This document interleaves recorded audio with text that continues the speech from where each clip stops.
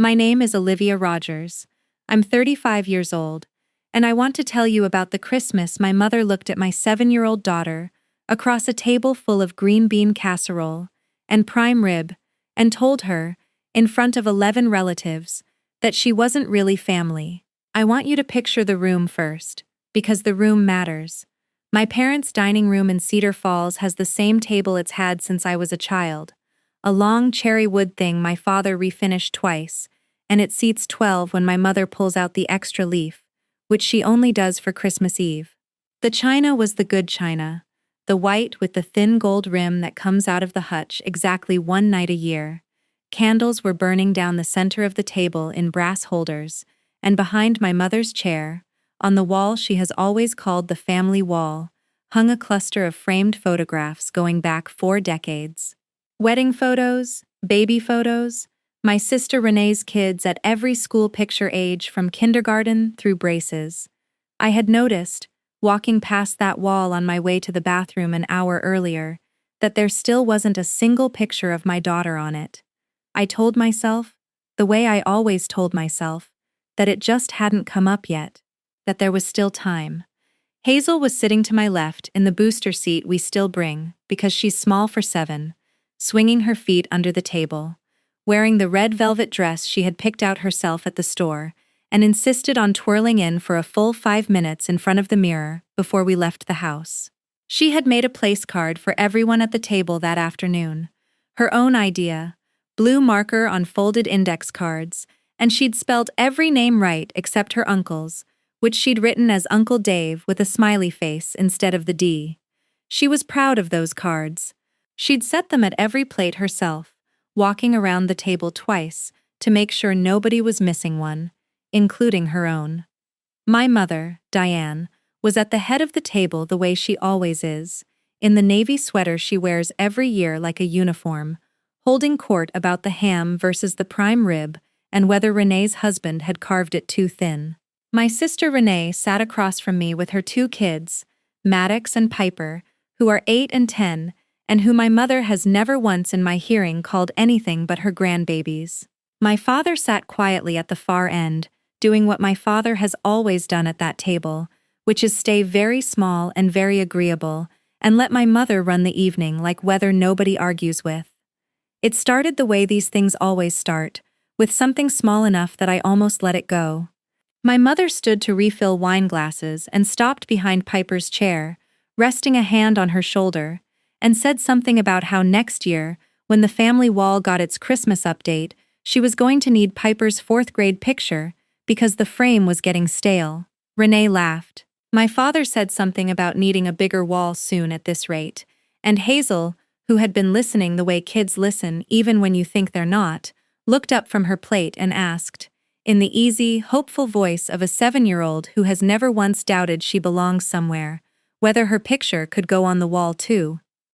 I want you to understand that in that half second before my mother answered, I still believed, after everything, after 2 years of small cuts I had quietly explained away to myself, that she would say something kind. I believed it the way you believe the ground will hold you when you step onto it, without even thinking about it, because the alternative had simply never been real to me before. My mother set the wine bottle down on the table with a small, precise click. She looked at Hazel with an expression I had seen her wear before, at church bake sales and school fundraisers, the polite, closed smile she uses on people she has already decided don't require her real attention. And she said, in a voice that wasn't cruel exactly, that was almost gentle, almost reasonable, that the wall was for real family, sweetheart, and that maybe when she got a little older she'd understand what that meant. The table went quiet in that specific way. A room goes quiet when everyone has heard something, and nobody wants to be the first to react to it. Renee's fork stopped halfway to her mouth. My father's eyes dropped to his plate. Piper and Maddox looked back and forth between the adults with the confused, waiting expressions kids get when they know something wrong has happened but can't name it yet. And Hazel, my daughter, who had spent 40 minutes that afternoon carefully writing everyone's name on a folded index card so nobody at that table would feel forgotten, looked down at her own place card sitting by her plate, the one she'd made for herself last of all, and I watched her small shoulders come in just slightly, the way you pull in when you're trying to take up less space in a room that has just told you that you don't belong in it. I did not raise my voice. I want to be honest about that, because I think people expect the mother in this story to stand up and scream, to throw a plate, to storm out into the snow with her daughter in her arms, while the whole family gasps. That is not what happened. I set my own fork down very quietly beside my plate.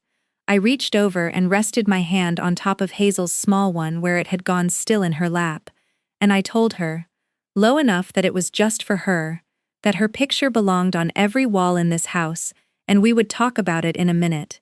Then I looked down the table at my mother, who was already moving on, already reaching for the gravy boat as if nothing at all had happened, as if she hadn't just told a 7-year-old in front of her whole family that she wasn't real.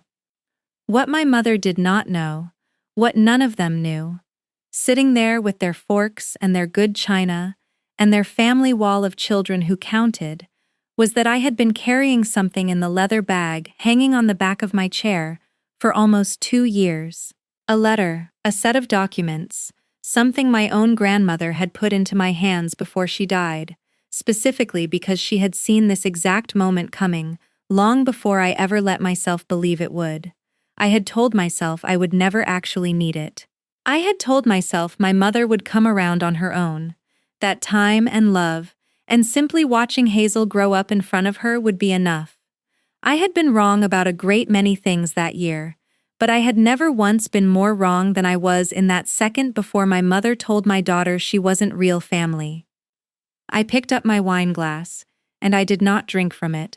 I just held it there in front of me, while the table slowly, awkwardly, started talking again about the ham and the weather, and whether it might snow before midnight mass, the way families do when they have decided collectively to pretend nothing has cracked. And I sat there very still, very calm, doing the math I have done my whole life at that table, except this time the answer coming out the other end was different than it had ever been before. Because for the first time in 35 years, I was not going to let my mother's version of what counted as family be the last words spoken in that room. Before I tell you exactly what I did next, and exactly what was sitting in my bag that night, I need to take you back. Because to understand how calm I was able to stay at that table, you first have to understand everything I had already survived to get there. I need to tell you who I was before that dinner, because the woman who sat there calm with a glass in her hand didn't happen by accident. I built her the same slow, deliberate way I've built everything else in my life, one careful decision at a time, and it took a long time to get there. I'm a family law paralegal in Cedar Falls, Iowa, which is its own strange kind of irony that I didn't fully appreciate until years into the job. I spend my days inside other people's worst moments. Custody disputes where two parents who once loved each other are now fighting over who gets Christmas morning. Divorce filings where someone discovers, buried in a joint bank statement, exactly how little they were ever valued. Guardianship cases where a grandparent tries to prove in front of a judge that blood alone should decide who a child belongs to. I read that kind of pain for a living. I organize it into exhibits and timelines and neatly labeled folders, and I had done it for 9 years before I ever had to build a file like that for my own family. I met my husband Marcus at a continuing education seminar of all places, both of us bored out of our minds in a hotel conference room learning about updates to state custody law, and he made a joke under his breath about the coffee that made me laugh loud enough that the instructor looked over.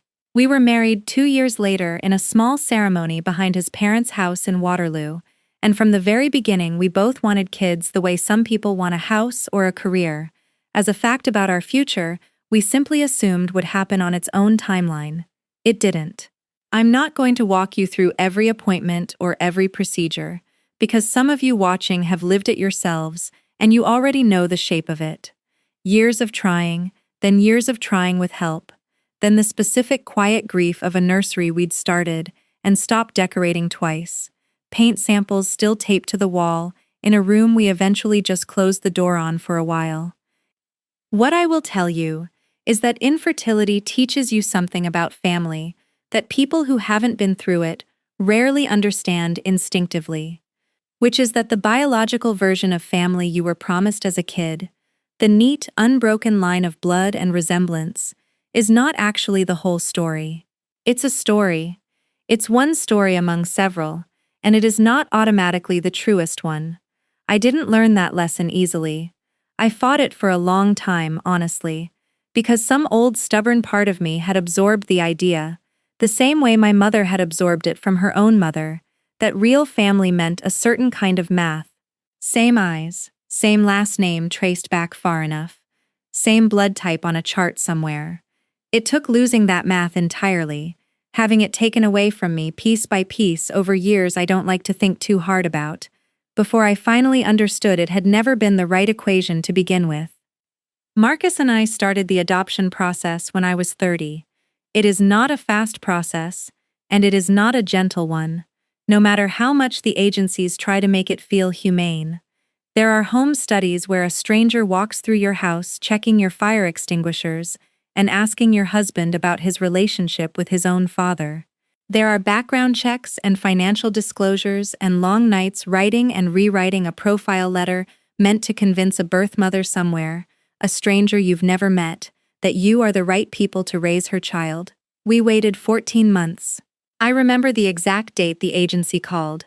A Tuesday in March. I had to pull my car over on Highway 20 because my hands were shaking too badly to keep driving. A birth mother in Des Moines had chosen our profile. She was due in 6 weeks. She wanted an open adoption, which meant we would know her. We would send pictures. We would be honest with our daughter from the very beginning about where she came from. And I remember sitting in that car, on the shoulder of the highway, with trucks rushing past, and thinking that whatever this child turned out to be, however she came into our lives, she was already more wanted than almost anything I had ever wanted in my life. Hazel was born on a Thursday in May, 7 pounds 2 ounces, with a full head of dark hair that made the nurses laugh, because none of them had ever seen a newborn with that much of it. I was in the delivery room, at her birth mother's specific invitation, and I held Hazel within the first hour of her life, and I have never in 35 years felt anything close to what I felt in that hospital room. It wasn't relief exactly, though there was relief in it. It was recognition. It was the specific, bone-deep certainty that this was the person I had been waiting for the whole time, whether or not we shared a single strand of DNA. I called my mother from the hospital hallway that same afternoon, still in the paper gown they make you wear, and I told her she had a granddaughter. My mother said congratulations. She asked if the baby was healthy. She did not ask her name, not in that first call, and I told myself it was because she was overwhelmed. After all, news like that takes a minute to land, because my mother has never been a woman who leads with her feelings, even when she has them. I want to be honest about something here, because I think it matters for everything that comes after. I had spent my whole life being what my family calls the steady one. Renee is 2 years younger than me, and she has always been, in every sense that counted in that house growing up, the emotional center of gravity. She cried easily, and got comforted easily. She struggled in school and got extra help scheduled within a week. When she was upset, the whole house rearranged itself around her upset until it passed. I was not built that way, or I was not allowed to be built that way. I'm honestly still not sure which, but somewhere very early on I learned that my job in that family was to be fine, to not need much, to watch my sister get the attention and tell myself I didn't mind because I was the strong one, the capable one, the one who didn't require managing. It is a role that feels like a compliment when you're young enough to not know better. Adults praise you for it constantly. She's so easy. She's so independent. It takes you a long time to realize that easy and independent, in a family that runs on attention like fuel, are just quieter words for invisible. I brought that same steadiness into motherhood, and for a long time I thought it was a strength. I didn't demand my mother love Hazel a certain amount or a certain way right away. I gave her time, the way I'd always given everyone in my family time, the way I'd learned to give my whole life away in small patient installments and call it grace. When my mother's first questions about the adoption were less about Hazel and more about whether we'd tried harder on the biological side, whether we'd looked into other options first, I told myself that was just my mother processing, that it would pass once she held the baby. When my mother's Christmas card that first year listed Renee's kids by name and simply said, "and the grandkids" in the closing line, no mention of Hazel at all, I told myself it was an oversight, a printer's template she hadn't customized carefully, not worth making a thing of during the holidays. I have an entire ledger in my head, built up over years, the same way I build a case file at work, of every one of those small moments I decided not to name out loud. I am a person who is professionally trained to notice patterns. I build timelines for a living. I read text messages and emails looking for the exact moment a relationship curdled, the exact sentence that reveals what someone actually believes underneath what they say out loud in polite company. And I sat on all of that evidence about my own mother for 2 straight years, filing it away in some quiet back room of myself, telling everyone, including myself, that it wasn't a pattern yet, that it was still too early to call it anything. Marcus noticed before I let myself admit it out loud. He's a quieter person than I am, careful with his words, but I remember him saying to me once, maybe 8 months after Hazel came home with us, that he'd started keeping a mental note every time my mother left her out of something, and that the note was getting long. I remember getting defensive, actually, telling him he was being unfair, that grandparents bond differently, that Diane just needed more time than most people because she'd never had to think about adoption before. I said all the things people say when they are protecting someone at their own expense, when the cost of seeing clearly feels higher than the cost of staying blind. What I did not say to Marcus that night, what I did not let myself say to anyone for a long time, was that some very old part of me, the part that had spent 30 years learning to be the steady one, so my mother's attention could go where it needed to go, already knew exactly what was happening. I just wasn't ready yet to call it by its name. That would come later, slowly, in 100 small moments that finally added up to one Christmas Eve dinner, and a wine glass I held without drinking from, and a daughter's small shoulders pulling inward at a table that was supposed to be hers. To understand why I spent 2 years explaining away what my mother was doing to my daughter, you have to go back further than that, back to a house on Maple Street in Cedar Falls, where I grew up watching the same pattern play out on me first, long before Hazel was ever born. My parents bought that house the year Renee was born, a modest 3-bedroom colonial with a porch swing my father built himself, and I have exactly one photograph of myself as an only child, taken a week before my 2nd birthday, before my sister arrived, and the whole architecture of that family rearranged itself around her permanently. I don't say that with bitterness anymore, or at least I try not to. I say it because it is simply the truest sentence I know about my childhood, and understanding it is the only way to understand what happened at that Christmas table, 33 years later. Renee was, by every account, an easier baby than I apparently was. My mother has told this story at enough holidays that I could recite it in my sleep, how Renee slept through the night by 6 weeks, and I didn't sleep through the night until I was nearly 2, how Renee smiled at strangers, and I clung to my mother's leg and cried at daycare drop-off. My mother tells these stories fondly, as though they are simply facts about our personalities, the same way you might describe one child as left-handed and the other right-handed. But somewhere inside that fondness was a decision being made, quietly, year after year, about which daughter required careful handling and which daughter could be trusted to manage herself. I became the second kind. I want you to understand how early that gets decided, because it was decided for me before I had any say in it at all, before I even had the language to notice it was happening. There is a specific memory I keep returning to from when I was 9, and Renee was 7. It was the week of the Cedar Falls Elementary Science Fair, and I had built a model of the water cycle out of a shoebox that took me 3 weekends, cutting and gluing and painting a tiny felt sun in the corner, so proud of it that I carried it to school myself instead of letting my father drive it over separately the way he'd offered. I won second place in my grade. That same week, Renee had a dance recital, just a small studio show, nothing competitive, 12 7-year-olds in matching leotards doing a routine to a song from a Disney movie. My parents came to my science fair for exactly the amount of time it took to see my project on the table, tell me it looked nice, and check their watches because Renee's recital started in 40 minutes across town.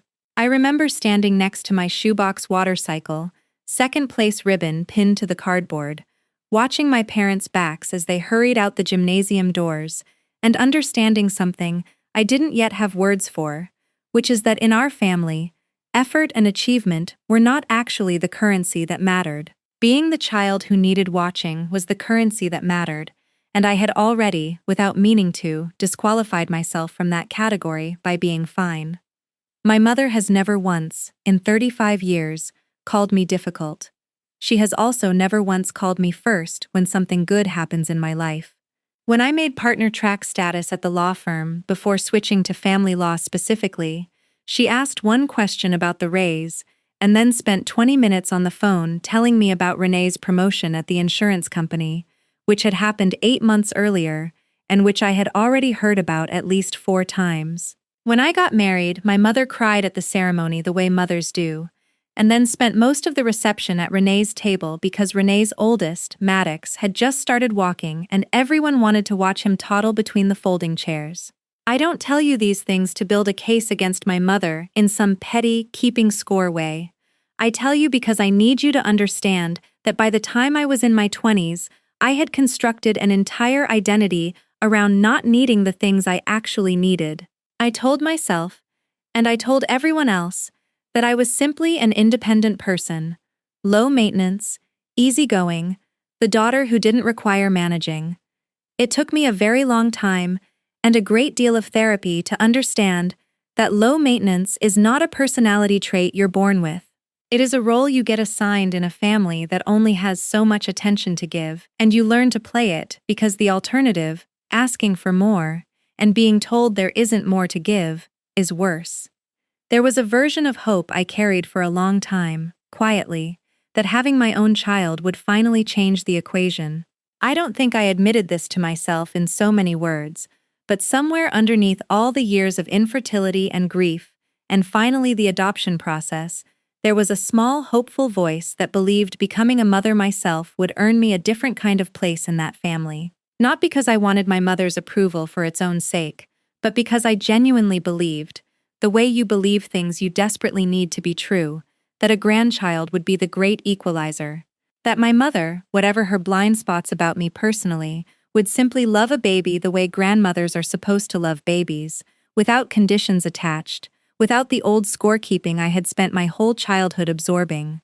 I watched her do exactly that with Renee's kids. I watched her show up at Maddox's kindergarten graduation with a video camera. I watched her hand embroider Piper's name onto a stocking the year she was born and hang it on the mantel before Piper had even come home from the hospital. I watched all of it and told myself, patiently, that my turn was simply still coming. What I did not fully account for, and what I think I genuinely could not have predicted until I lived through it, was that my mother's love had never actually been about the children themselves at all. It was about lineage. It was about the specific, narrow story she told about our family, the one where every branch traced back cleanly to a name and a bloodline she could point to on a chart, and where anything that didn't fit that chart neatly was, in some quiet, unspoken corner of her mind, slightly less real. I did not understand that fully until Hazel came into our lives, because Renee's children had never given my mother a reason to reveal it. Renee's kids fit the story she'd always told. They had her husband's chin and Renee's eyes, and a birth certificate that traced in one unbroken line back to a family reunion photo from 1974. Hazel didn't fit that story, not because there was anything wrong with Hazel, but because my mother's love had rules I had never fully seen the shape of, until they were finally tested against something that didn't check every box. I think about that shoebox water cycle sometimes. Still, more than 25 years later, I think about standing next to it while my parents hurried out the door toward a recital that mattered more, and I think about how a 9-year-old girl doesn't have the tools yet to name what's happening to her, so instead she just quietly decides she'll never build anything that needs an audience again, unless she's prepared for the audience not to come. That is the woman who walked into her daughter's adoption. That is the woman who sat across from her own mother for 2 years, watching small cruelties accumulate, one Christmas card at a time, and told herself it wasn't a pattern yet. I had spent my entire life training myself not to notice when I was being deprioritized, because noticing it as a child had only ever led to more of it, never less. It would take my own daughter, sitting at that dinner table in her red velvet dress with a place card she'd made for a family that didn't yet know how to hold her, to finally break me out of 35 years of practiced blindness. But that break didn't happen all at once. It happened slowly, across 2 specific years I need to tell you about next, the years my mother met Hazel for the first time, and quietly, patiently, decided exactly how much room she was willing to make for her. My mother met Hazel for the first time when she was 9 days old, and I want to start there, because the very first thing she said still sits in my chest exactly where it landed that afternoon.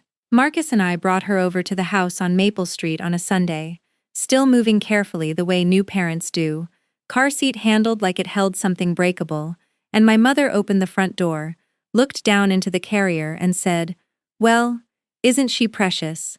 before straightening back up and asking whether we'd heard anything more from the birth mother, whether there was any chance she might change her mind. I remember standing on that porch with my 9-day-old daughter in my arms and feeling something crack quietly inside me, not because the question was cruel exactly, but because it was the first thing my mother wanted to know. Not her name, not how Hazel was sleeping or eating, or whether I was managing on 4 hours of rest, whether the whole arrangement might still be undone. I told myself, standing there, that it was simply my mother's anxiety talking, an old-fashioned instinct toward caution that had nothing to do with Hazel specifically.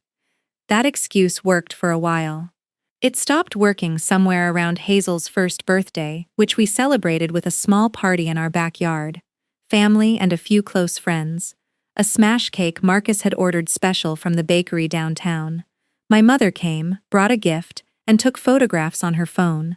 But when I went back later and looked at the photo album she posted online that week, the one titled Family Fun, Hazel's first birthday appeared exactly once, a wide shot of the whole backyard where you could pick her out only if you already knew to look for her, while Maddox and Piper's photos from a pool party the same summer filled 11 separate posts, close-up shots of their faces, captions calling them the lights of her life. I noticed. I did not say anything. I told Marcus it probably wasn't intentional, that my mother had simply taken more pictures at the pool party, because pool parties photograph better than backyard barbecues, and even as I said it out loud I could hear how thin the explanation sounded coming out of my own mouth. The gifts started to form their own quiet pattern the following Christmas. Hazel's first, and I want to describe this carefully because I've relived it so many times since that I could catalog every box under that tree. Maddox and Piper each received several wrapped presents from my parents that year. A bicycle for Maddox with a bow the size of a dinner plate, a full art set, and a dollhouse for Piper that my mother had clearly spent real time selecting. Hazel, 7 months old, received one small outfit, a onesie that said "My First Christmas," still in its store bag rather than wrapped, handed to me almost as an afterthought, while my mother was already turning to watch Piper open the dollhouse. I remember holding that unwrapped bag in my lap while the room erupted in delighted noise around Piper's gift, and I remember doing the math I've done 1,000 times since, quietly, in my head, telling myself that Hazel was too young to know the difference, that it genuinely didn't matter to her whether her present came wrapped, that I was the only one keeping score, and keeping score made me the small one in the room, not my mother.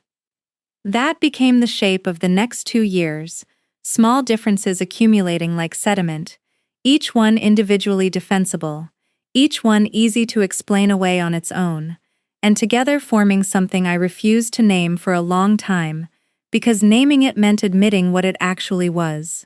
There was the year my mother remodeled her family room and put up a new gallery wall of grandchildren photos, 11 frames total, Maddox and Piper across nearly every stage of their lives, school pictures and sports team photos and one from a family cruise, and not a single picture of Hazel anywhere on it, even though I had sent her professional photos from Hazel's second birthday, specifically because I knew that wall was going up.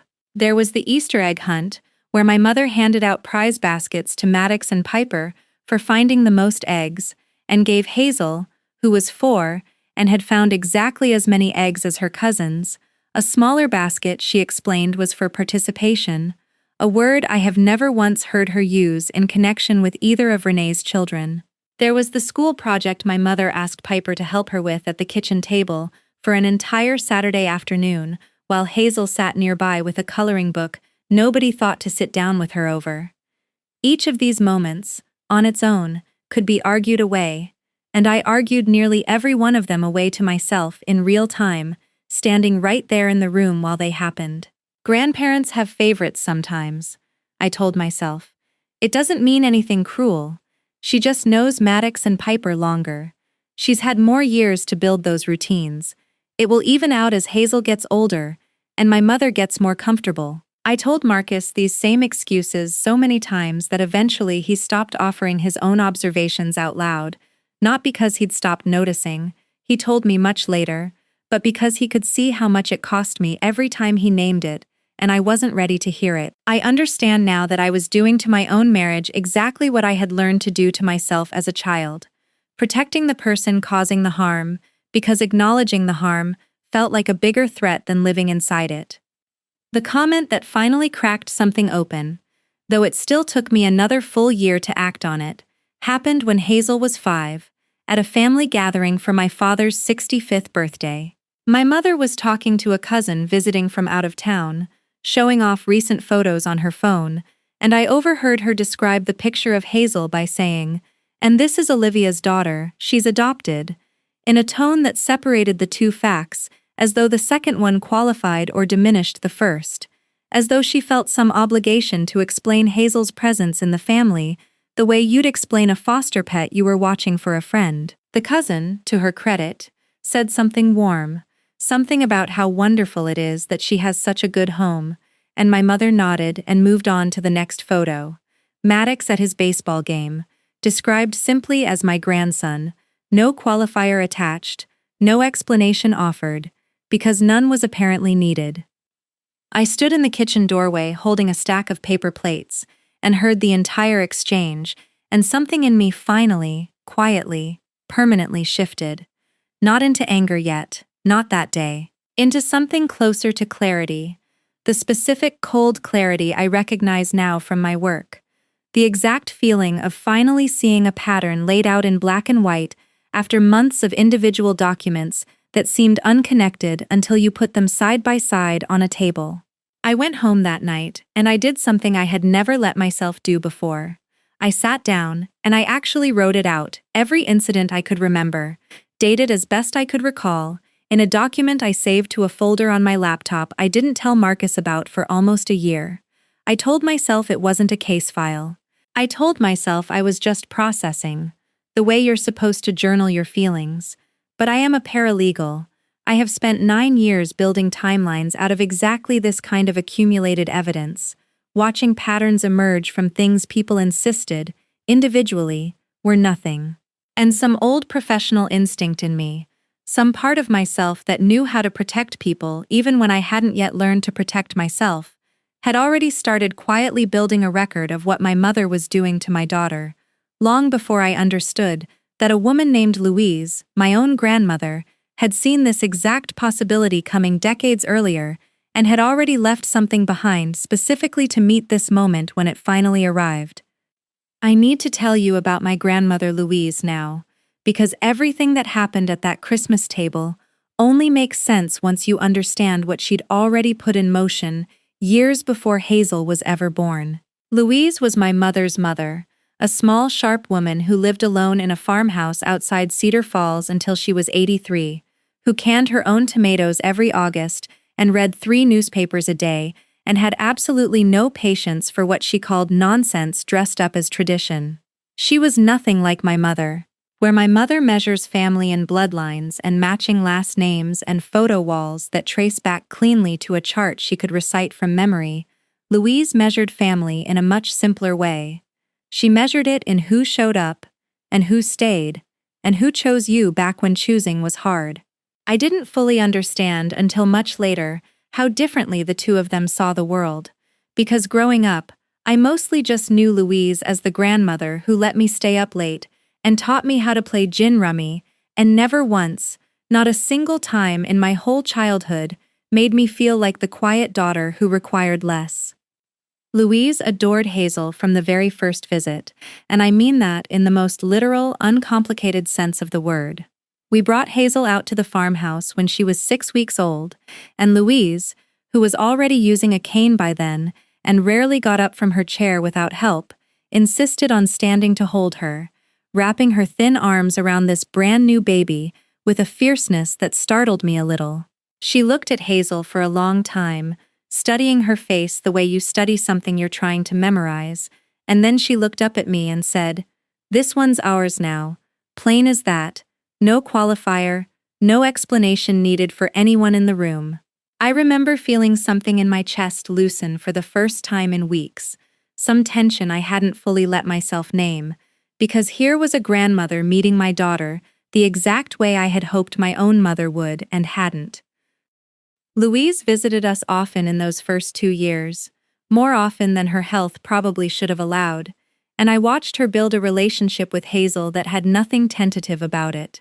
She kept a drawer at the farmhouse she called Hazel's drawer, filled with little toys and books she picked up specifically for her, the same way she'd once kept drawers for my mother and my aunt when they were small. She asked to be called Grandma Lou, and by the time Hazel was 2, she was toddling around that farmhouse kitchen calling for Lulu the second we pulled into the driveway.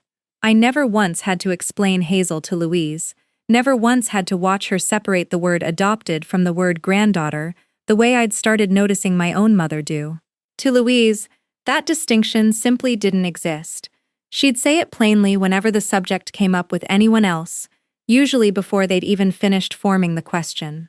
"She's my great-granddaughter," she'd say, and that would be the entire explanation, delivered with a look that made clear further discussion wasn't invited. What I did not know, what I only found out roughly 8 months before Louise died, was that she had been watching my mother far more closely than any of us realized, and that she had drawn her own quiet conclusions long before I let myself draw mine. Louise called me one afternoon in early spring and asked me to drive out to the farmhouse alone.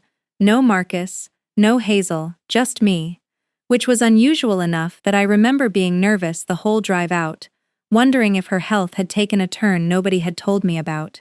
She was sitting at her kitchen table when I got there, a manila folder in front of her, and she asked me to sit down across from her the way you'd sit down for a conversation you already know is going to matter. She told me, plainly, the way Louise told everything, that she had been paying attention to how my mother treated Hazel compared to how she treated Renee's children, and that she did not believe it was going to get better on its own. She said she'd raised my mother, so she understood exactly where that particular blind spot came from, that her own mother, my great-grandmother, had drawn similar lines once about a cousin who'd married outside the family in a way the older generation hadn't approved of, and that Diane had absorbed those lessons early, the same way children absorb everything, without ever fully examining whether they were true. Louise said she loved my mother, that this wasn't about punishing her, but that she refused to let that particular inherited blindness be the last word on who counted as her own great-granddaughter. I remember sitting at that table feeling a strange mixture of relief and grief. Relief that someone else had seen exactly what I had spent 2 years half seeing and fully excusing, and grief, because some part of me still hadn't wanted it to be true. Louise slid the manila folder across the table to me. Inside was a letter, several pages long, handwritten in her small, careful cursive, and beneath it, a set of documents from her attorney, establishing a trust in Hazel's name, funded from Louise's own savings, entirely separate from anything Diane or the rest of the estate would ever control. She explained it to me plainly. The trust would activate on Hazel's 18th birthday for education and whatever else she needed, structured exactly the way she'd set up smaller trusts years earlier for Maddox and Piper, so there could never be any argument that Hazel had been treated as less than either of them in any material way. But the letter, she told me, was the more important part. She had written it specifically to be read aloud if the moment ever called for it, though she hoped it never would, and she made me promise, sitting right there at that kitchen table, that I would keep it somewhere safe, and that I would trust myself to know when the right moment had finally arrived. I asked her, I remember asking her directly, why she was doing all of this now. Why not simply talk to my mother herself while she still could? Louise was quiet for a moment, and then she told me something I have thought about almost every single day since. She said that some people can only hear the truth about themselves once, and that if she used up that one chance while she was still alive to soften it, to explain it away, to give Diane room to argue back and defend herself, the lesson would never actually land. She said the letter needed to arrive at a moment when there was no room left to argue, when the truth was simply sitting there in black and white in front of witnesses who could see it for themselves. She told me she trusted me to know that moment, when it came, because she'd watched me my whole life quietly absorb things I shouldn't have had to absorb, and she believed, she said, looking at me very directly across that table, that I had more strength in me than I had ever once given myself credit for. Louise died 11 months after that conversation, peacefully, in her sleep, in the same farmhouse bedroom she'd lived in for 50 years. I kept the folder exactly where she told me to keep it, in the fireproof lockbox in our bedroom closet, and I did not open it again for almost 2 years, not because I forgot what was inside, but because some part of me kept hoping I would never actually need it. I wanted, for a long time, to believe that my mother would simply come around on her own, that watching Hazel grow up in front of her would eventually be enough. I carried Louise's letter to that Christmas Eve dinner in my leather bag, not because I had planned, walking in that night, to use it. I carried it because I had started, quietly, over the past several months, sensing that something was building toward a moment I could no longer avoid, and some instinct I trusted more than I trusted my own hope had told me to bring it along, just in case. I had no idea, sitting down at that table in my good sweater with my daughter's carefully made place cards set at every plate, exactly how soon that instinct was going to prove right. We arrived at my parents' house that Christmas Eve, a little after 4, later than usual, because Hazel had insisted on a second twirl in her red velvet dress before we could leave, spinning in the front hallway, while Marcus filmed it on his phone, the way he films most of the small, ordinary moments of her life, the ones nobody else in my family thinks to document. She'd spent the entire drive over with a stack of folded index cards in her lap, blue marker still faintly visible through the paper, going over the names one more time, sounding out Uncle Dave's name carefully, even though she'd already decided the smiley face was a fine substitute for the letter she couldn't quite remember. She was so proud of those cards. She told me twice in the car that she wanted everyone to know exactly where they were supposed to sit, so nobody would feel lost when they walked in.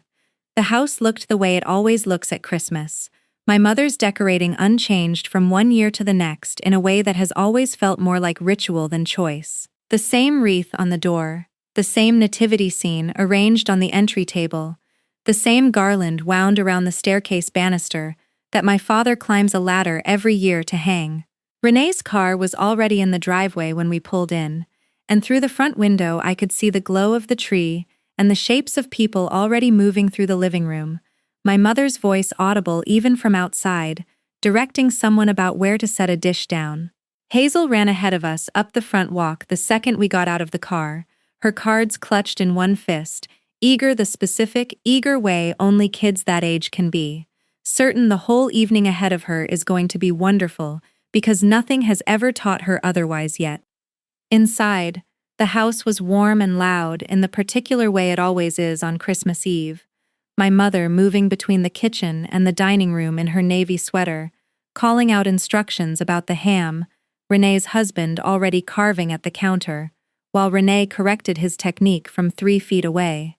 Maddox and Piper were sprawled on the living room floor, with a new video game system my parents had apparently bought them early, still in its box, batteries not yet installed, the two of them arguing happily over whose turn it would be first. My father was in his usual spot in the recliner by the tree, half watching a football game with the sound down low, the way he retreats into that chair every year and lets the house happen around him. Hazel went straight to the dining room to set out her place cards, and I watched her walk the length of that table twice, checking each seat against the mental map she'd built in the car, adjusting a card here and there until she was satisfied everyone would know exactly where they belonged. I want to tell you about the family wall now, because I need you to understand it wasn't background scenery that night. It was something I noticed the moment we walked past it, and something I kept noticing all evening. The way you keep touching a bruise even though you know it's going to hurt. It hangs in the hallway between the kitchen and the dining room, impossible to avoid if you're moving through the house at all. And it had grown since the last time I'd really studied it, 2 more frames added since Easter, both of them Piper's school photos from this year, one candid and one posed. I counted, the way I always end up counting without meaning to, and there were 14 photographs on that wall by then. Every single one of them, Renee's children, or Renee and her husband's wedding, or old photos of my mother and father from decades ago. Not one of Hazel. I had sent my mother a printed photo from Hazel's kindergarten graduation back in the spring, specifically, deliberately, hoping it might finally find its way up there, and I saw as I passed it that evening exactly where it had ended up instead, tucked into a drawer of the hallway console table, where my mother kept mail and spare batteries, still in its cardboard shipping sleeve, never even removed. Dinner started the way it always starts, my mother directing everyone to their seats with a kind of pleased efficiency, remarking twice on how lovely it was that Hazel had made everyone place cards, though I noticed she set her own card, the one Hazel had made with a little drawn heart next to Grandma Diane, down beside her plate without quite looking at it. Already turning to ask Renee something about the gravy. We settled in. The candles were lit. My father said a short blessing the way he does every year, the same handful of sentences about gratitude and family, and then the noise of forks and past dishes filled the room, Maddox asking for more mashed potatoes, Piper telling a long, complicated story about a friend at school, my mother laughing at exactly the right moments the way she always does for Renee's kids, that easy, warm attention I had spent 2 years watching flow in one direction. Hazel was quiet for a while, eating carefully, occasionally looking around the table at everyone the way she does when she's taking in a room full of grown-ups talking, and then partway through the meal she asked, out of nowhere, whether she could have seconds of the rolls, and my mother told her of course, sweetheart, passing the basket down with genuine warmth, and for a moment I let myself relax slightly, let myself think maybe tonight would simply be an ordinary Christmas, one where nothing needed to be filed away and quietly explained. That relaxed feeling lasted perhaps another 20 minutes. It was my mother who brought up the estate, the way she does most years around this time, a habit that has always made me faintly uncomfortable, but that Renee has never seemed to mind. Some casual mention of the trust she and my father had set up years ago for Maddox and Piper's college funds, a comment about how the accounts had done well this year, market being what it was. Renee thanked her warmly, said something about how grateful they were, and my mother said, the way she always says it, that it was simply what grandparents do for their grandchildren, that family takes care of family. It was an ordinary comment, one I had heard some version of a dozen times before, and I felt myself go quietly still, the way I always do when this particular topic surfaces, waiting to see whether Hazel's name would come up at all, already half knowing the answer. It was Hazel herself who asked the question, innocently, the way only a 7-year-old can ask something that lands like a depth charge. She looked up from her plate, still chewing, and asked whether she had a trust too, the word clearly borrowed straight from the conversation happening around her, curious rather than pointed, no idea at all what she was walking into. The table went quiet for exactly 1 beat too long. My mother set down her fork with that same small precise click I'd heard so many times before, and she looked at Hazel across the table with an expression that started as her polite closed smile, and then, as she spoke, hardened into something colder underneath it. She said that trusts like that were for real family, for blood grandchildren, and that maybe when Hazel was a little older, someone could explain to her the difference.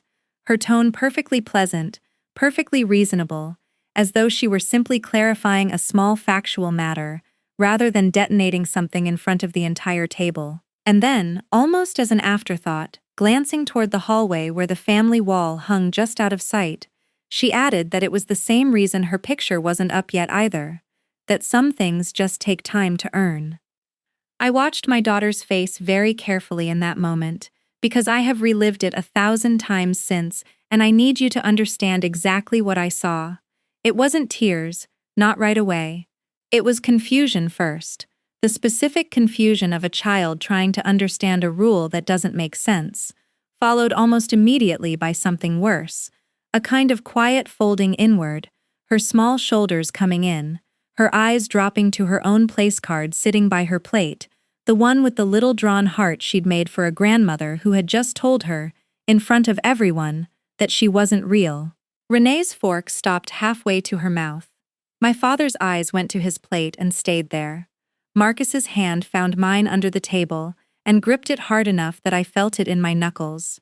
And I sat there, very still, feeling 2 years of carefully filed evidence finally arrange themselves into a single unmistakable pattern, understanding with total clarity that this was, exactly as Louise had warned me it might be, the moment I would finally know had arrived.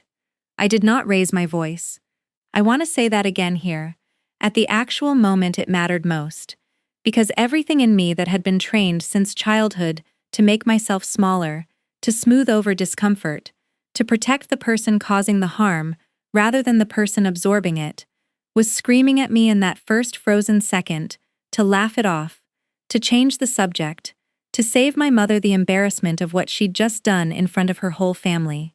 I felt that old instinct rise in my chest exactly the way it always had, and I want you to know I recognized it fully for what it was, a lifetime of practiced silence, and I chose, deliberately, in that single breath, not to listen to it.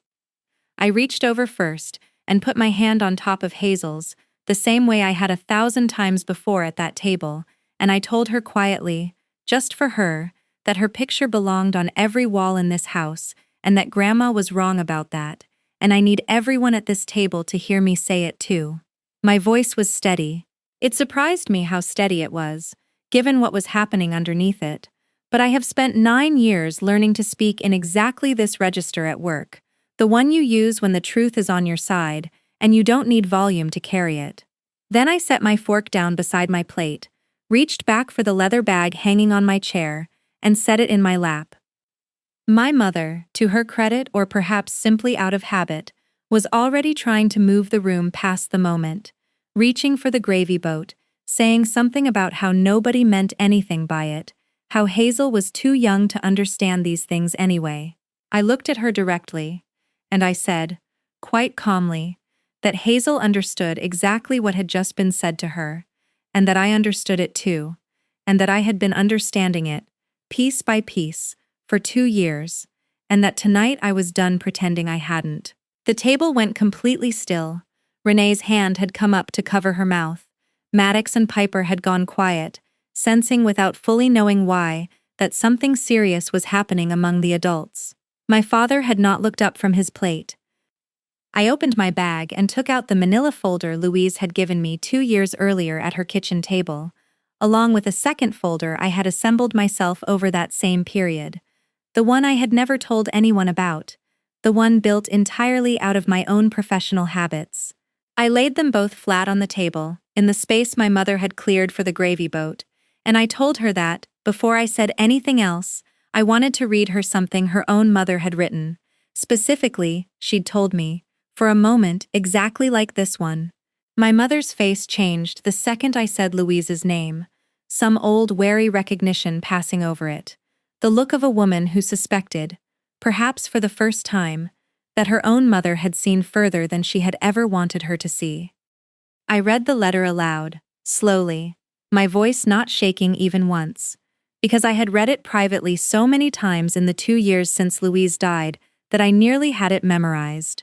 Louise had written it the way she said everything, plain and unhurried and completely without cruelty, but also without a single word of softening. She wrote that she had watched Diane, her own daughter, build an entire understanding of family around bloodlines and resemblance, and that she believed Diane had inherited that particular blindness from her own mother, my great-grandmother, the same way children inherit anything without ever examining whether it's true.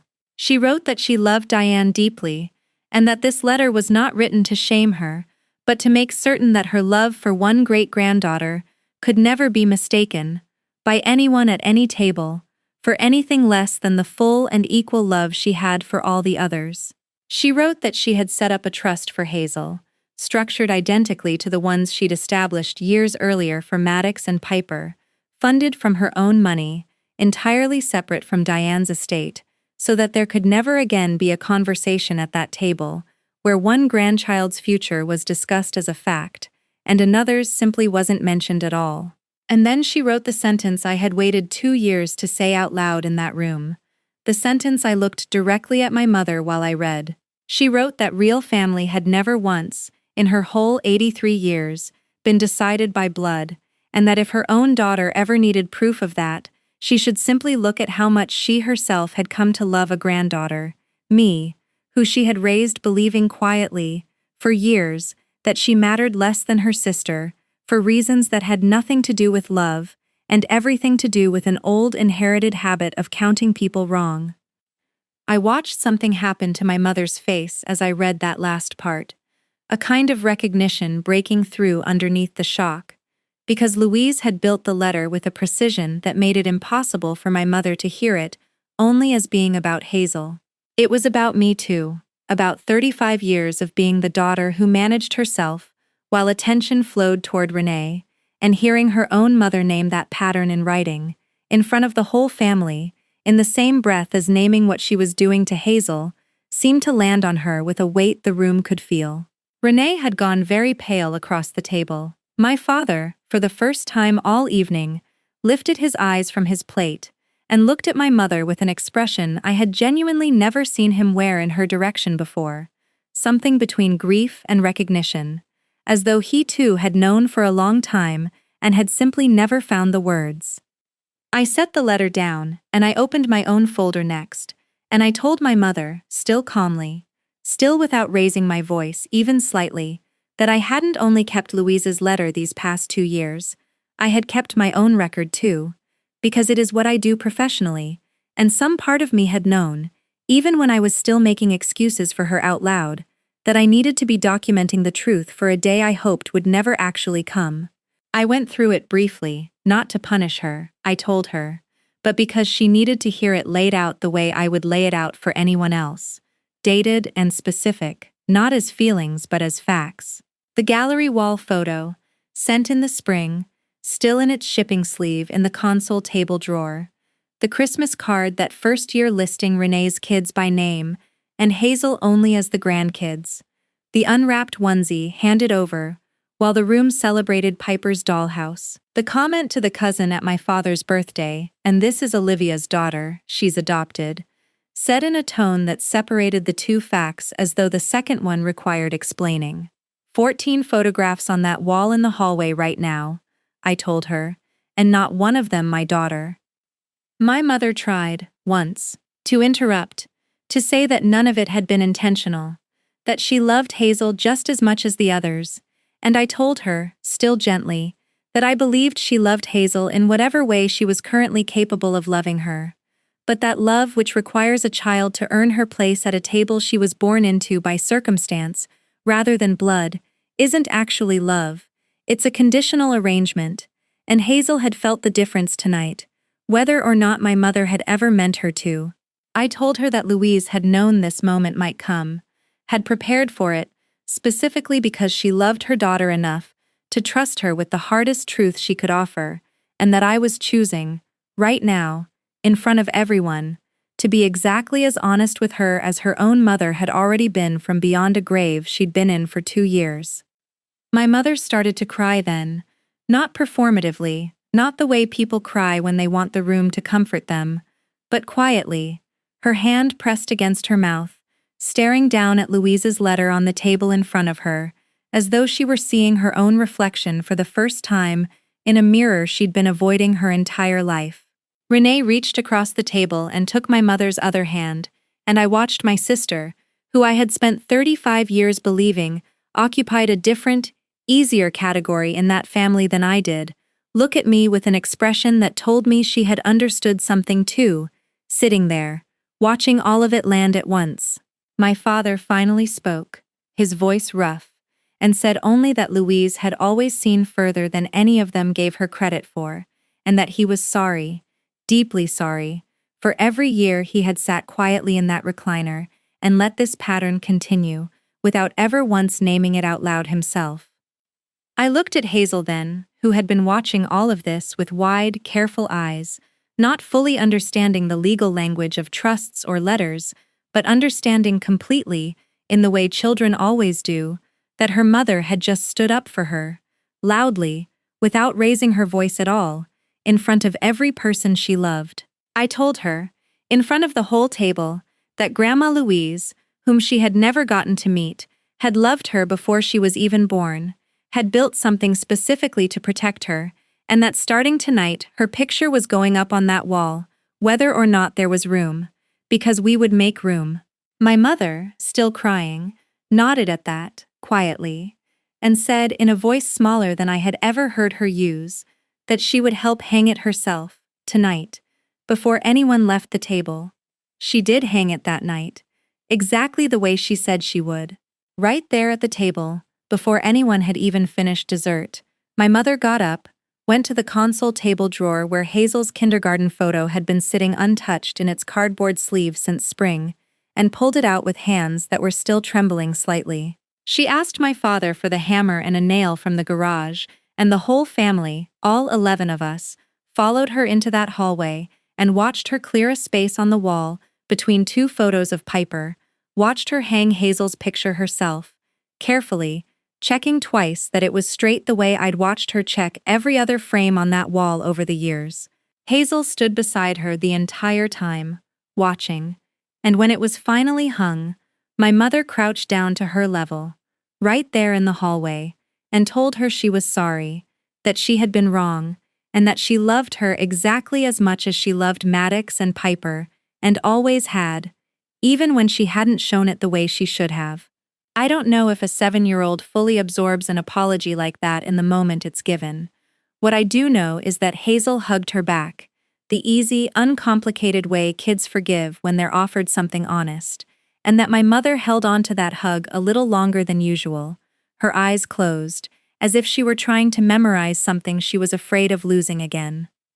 I want to be honest that the rest of that Christmas Eve was not a fairy tale ending, wrapped up in a bow before we drove home that night. My mother spent a long time after Hazel and the other kids had gone to look at the tree sitting quietly at the dining room table with Louise's letter still in front of her, reading it again on her own, and at one point I saw her reach out and touch the page the way you touch something that used to belong to someone you miss. Renee and I talked in the kitchen while we cleared plates, a longer, more honest conversation than we'd had in years, where she admitted, quietly, that she'd noticed some of it too over the years, and had never said anything because she hadn't wanted to make waves, and I told her I understood that impulse better than she knew, because I had spent my whole childhood perfecting the same silence. My father found me alone for a moment near the coat closet as we were getting ready to leave, and told me, in the short, careful way he says most things, that he was proud of how I'd handled it, and that he wished he'd found that kind of courage decades earlier, for my sake as much as Hazel's. I told him it wasn't too late to start now, and he nodded, and I think he understood I meant it as an invitation, not a dismissal. The weeks that followed were not simple, and I don't want to tell you they were, because I think the honest version of a story like this matters more than a neat one.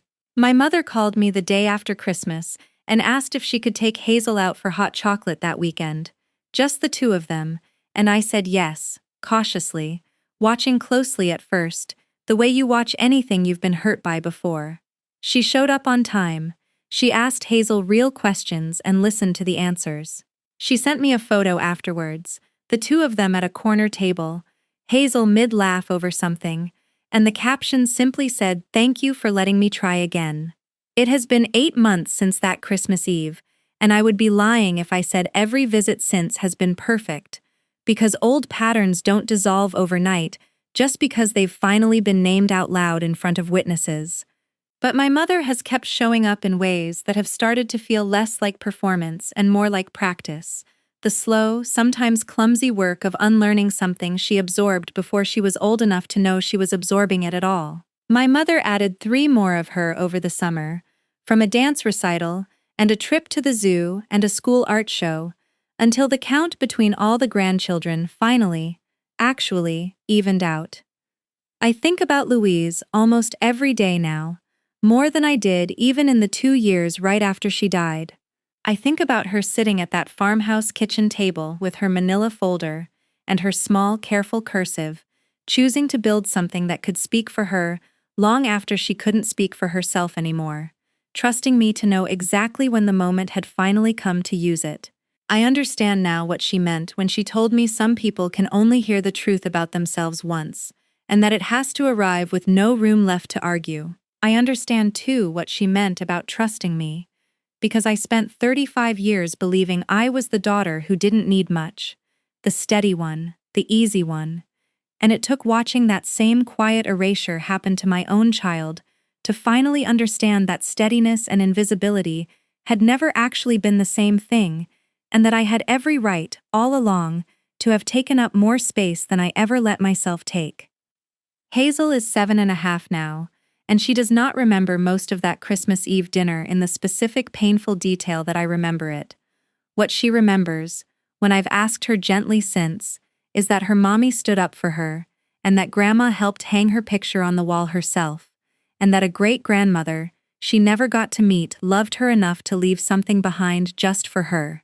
That is the version of that night I want her to carry forward, honestly, more than the version I carry, because the moment itself was never really about revenge or about watching my mother finally unravel in front of a family that had let her get away with too much for too long. It was about making sure my daughter never again has to sit at a table, in a dress she picked out herself, holding a place card with a heart drawn next to someone's name, and wonder quietly whether she actually belongs there.